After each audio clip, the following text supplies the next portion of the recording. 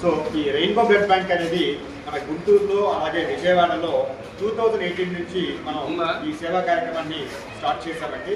ఇప్పటి వరకు 1,00,000 మంది పైగా పేషెంట్స్ మనం బ్లడ్ని అందించడం జరిగింది.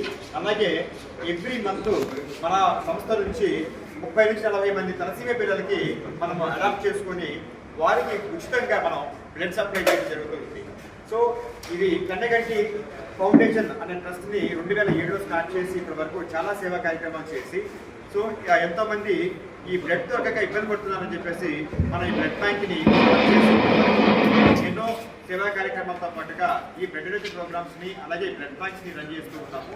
సో ఇక్కడ మెయిన్గా మన రెయిన్బో బ్లడ్ బ్యాంక్ ఏంటంటే క్వాలిఫైడ్ టెక్నికల్ టీమ్ అంతా కూడా దీంట్లో ఉన్నారు. ముఖ్యంగా తిరుపతి స్విమ్స్ మెడికల్ కాలేజీలో పీజీ ట్రాన్స్మిషన్ చేసి బ్లడ్ ట్రాన్స్మిషన్ చేసి ఒక 15 సంవత్సరాలు కార్పొరేట్ హాస్పిటల్లో ఇన్ఛార్జ్గా వర్క్ చేసినటువంటి రోజారామణి గారు మేడం గారి ఆధ్వర్యంలో ఈ బ్లడ్ బ్యాంక్ని ఈ గుంటూరు విజయవాడలో జరుగుతూ ఉన్నది. సో ప్రతి పేషెంట్ కూడా స్వచ్ఛమైనటువంటి బ్లడ్ని అందించాలి. సో వారిని నూతన ఉత్తేజంతో వారు హాస్పిటల్ నుంచి డిశ్చార్జ్ అవ్వాలి అనేటువంటి ముఖ్య ఉద్దేశంతో మనం ఈ సర్వీస్ని కొనసాగిస్తూ ఉన్నాము.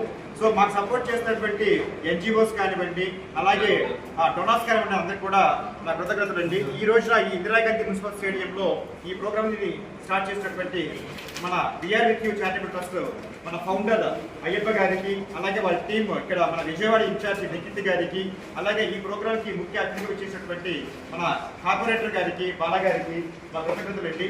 సో ఇలాంటి ప్రోగ్రామ్స్ ఇంకా ఎన్నో చేయాలని ఎంతోమందికి మీ సహాయం అందించాలని చెప్పేసి ఎదురు చూస్తూ ఉన్నాము.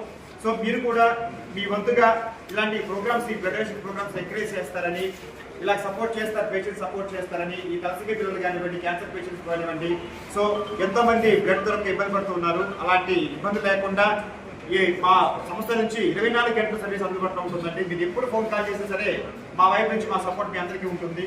సో మీరు ఆ అవకాశాన్ని వినియోగించుకోవాలని కోరుకుంటున్నాను. నమస్కారం.